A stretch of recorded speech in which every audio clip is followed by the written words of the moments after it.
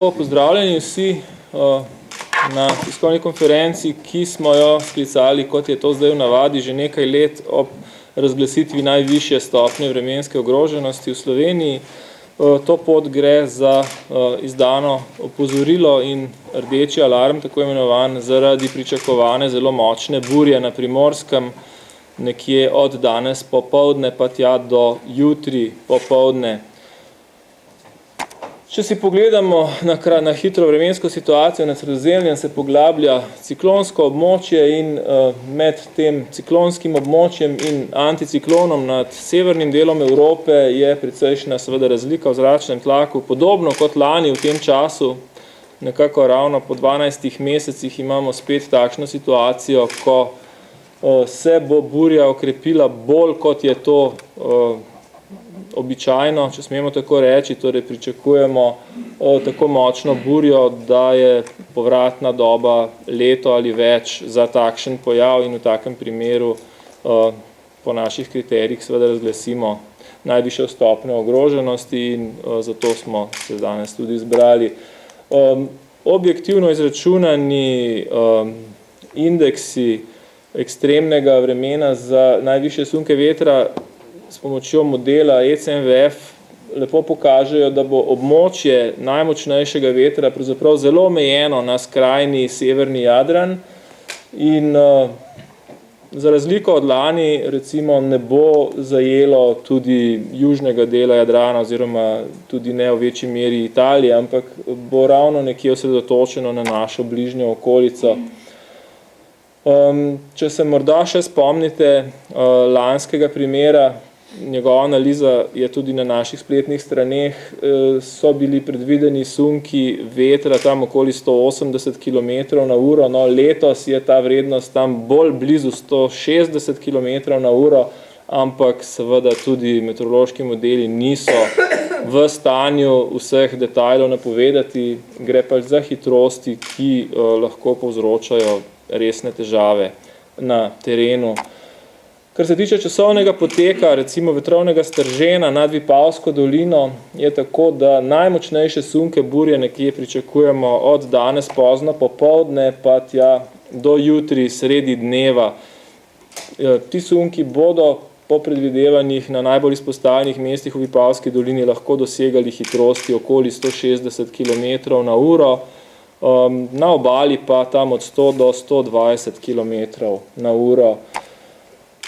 Kot rečeno, zato smo razglasili najvišjo stopnjo vremenske ogroženosti za primorsko regijo. Če pogledamo širše, tudi Hrvati so razglasili rdečo stopnjo ogroženosti za njihov severni del Jadrana, se pravi predvsem območje Kvarnerja pod Velebitom in tudi dela Istre.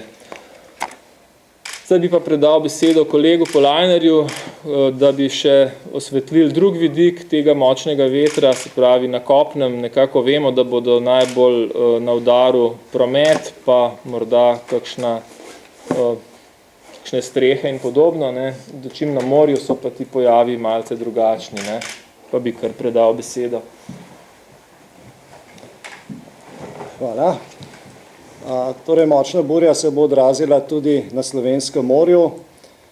Pričakujemo podobne hidrološke razmere na morju, kot so bile lani 9. in 10. marca. Morje bo namreč močno vzvalovano.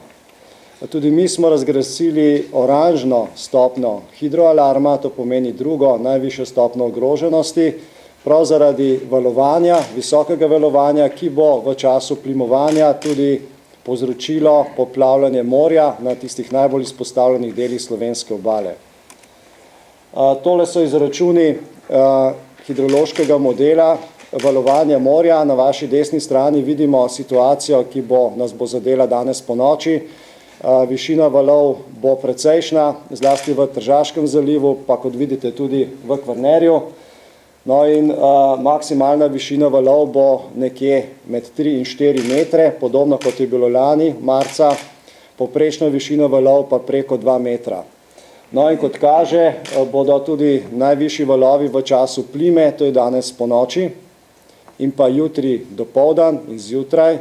Takrat bo morje predvsem na območju Piranske punte poplavilo Piransko punto in zaradi silovitosti valov lahko tudi poškoduje najbolj izpostavljene dele obale.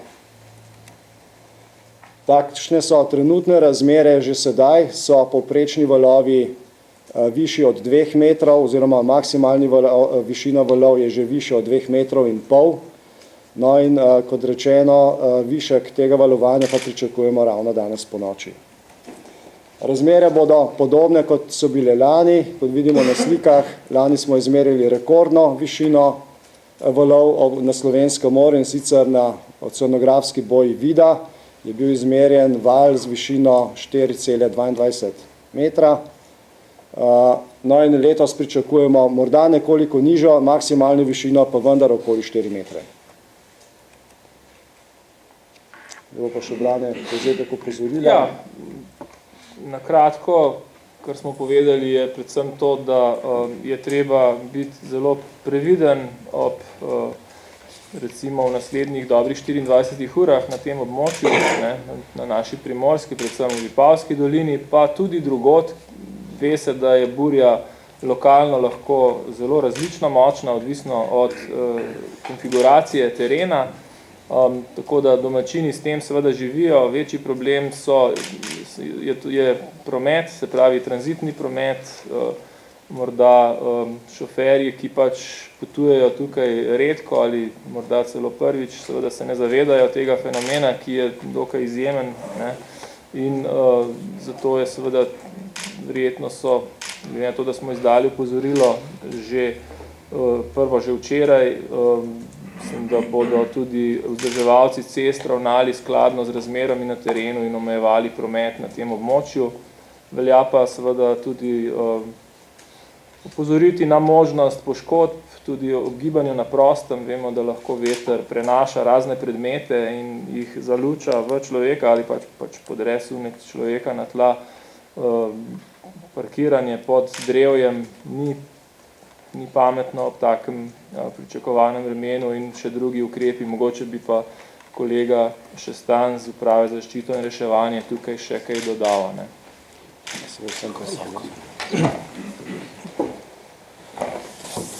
Hvala, Brane. Pozdrav tudi v mojem imenu. Eno samo na kratko, ne bom predolg obvestilo. Naš poveljnik, gospod Bogataj, je na osnovi opozorila iz Arsa seveda pripravil že odredbo o pripravljenosti vodstvenih struktur v severno-primorski regiji in pa o dosegljivosti v obalni in notranjski regiji. Seveda smo tudi o tem obvestili župane in občine na tem območju preko naših sistemov in pa seveda gasilska poveljstva. No, in na Ajdovskem in pa Vipavskem, kot je tudi bilo omenjeno, kjer bo tu dogajanje najbolj pestro, tudi že v občinskih strukturah razmišljajo o zaprtju nekaterih šol. In kot imamo informacije v tem trenutku, so se v Ajdovščini praktično že za to odločili, na podlagi tudi lanskoletnih izkušenj, in bodo osnovne šole, pa tudi verjetno srednje šole, jutri brez pouka. Toliko. Če boste imeli kakšno vprašanje, pa. Tako da predlagam, da lahko postavite kakšno vprašanje, koliko jih imate, a ne? Kako je s tem poukom, me zanima, kjere šole ga bodo bile kjerene? No, to je osnovne šole, vemo, da so občinski pristojnosti, pomeni, za te so se praktično že odločili, na Ajdovskem. Zdaj takšna zadnja informacija, nisem pa pisno še nič dobil, no, ker ni, bom rekel, naša pristojnost, ampak informacijo smo prejeli. Osnovne, ja, zaenkrat osnovne. Vam prosim še enkrat ponudili vaše funkcije pa imena. Aha. Ja, moje ime je Branko Gregorčič, sem svetovalec za, oziroma koordinator za stike z javnostjo in uporabniki na Agenciji za okolje. Jaz sem Janez Polajnar, vodja oddelka za hidrološke prognoze. In Srečko Šestan, direktor urada za preventivo in operativne zadeve na Upravi za zaščitno reševanje. Ministrstvo za obrambo. Šestan.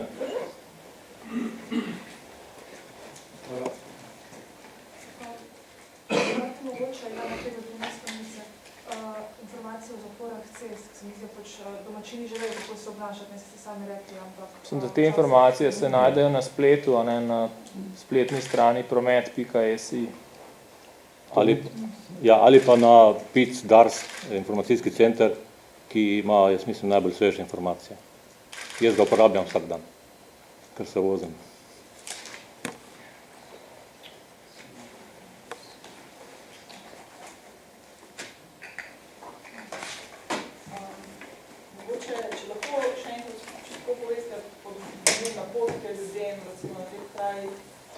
Kdaj smo pričakujete, da se bodo začeli ti funkti, kdaj ne se vzdržujejo bolj prostori, oziroma ali so takšni, ali bodo zagotovi takšni, da bodo recimo tudi druge drevesa pod naših strehe? Ja, zdaj tam na tem območju je gradnja v glavnem prilagojena tudi tem večjim hitrostim vetra, ne, zato večje nevšečnosti verjetno bodo v prometu. Lahko pa seveda izruva tudi kakšno drevo tak veter, ne. Ker nikoli ni povsem identična vremenska situacija, lani je bilo precej močnih sunkov na Goriškem za letos, kljub temu, da pač meteorološki modeli so dokaj zanesljivi, vendar pa tako majhnih razlik, kje bo recimo burja nekoliko močnejša in kje ne, še vedno ne morejo zajeti. Tako da velja pač ta previdnost, kot rečeno, najmočnejše sunke pričakujemo od danes pozno popoldan pa do jutri sredi dneva. V tem časovnem obdobju velja biti pač ustrezno previden in kolikor je to možno ostajati čim bolj pač v zaprtem prostoru, ne.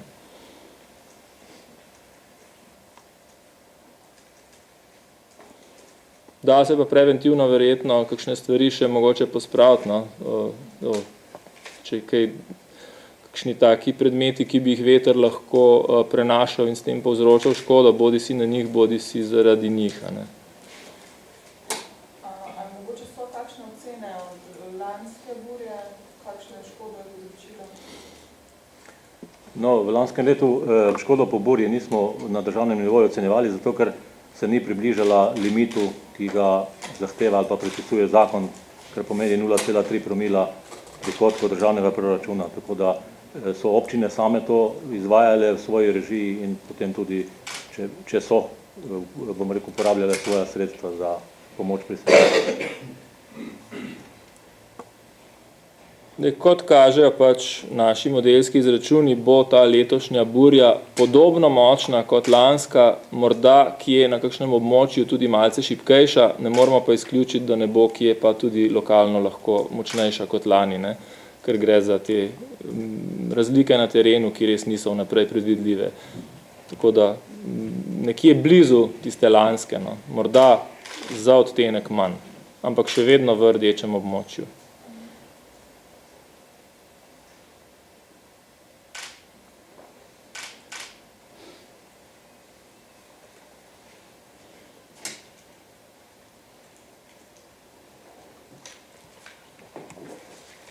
Ja, hvala lepa, če ni drugih vprašanj.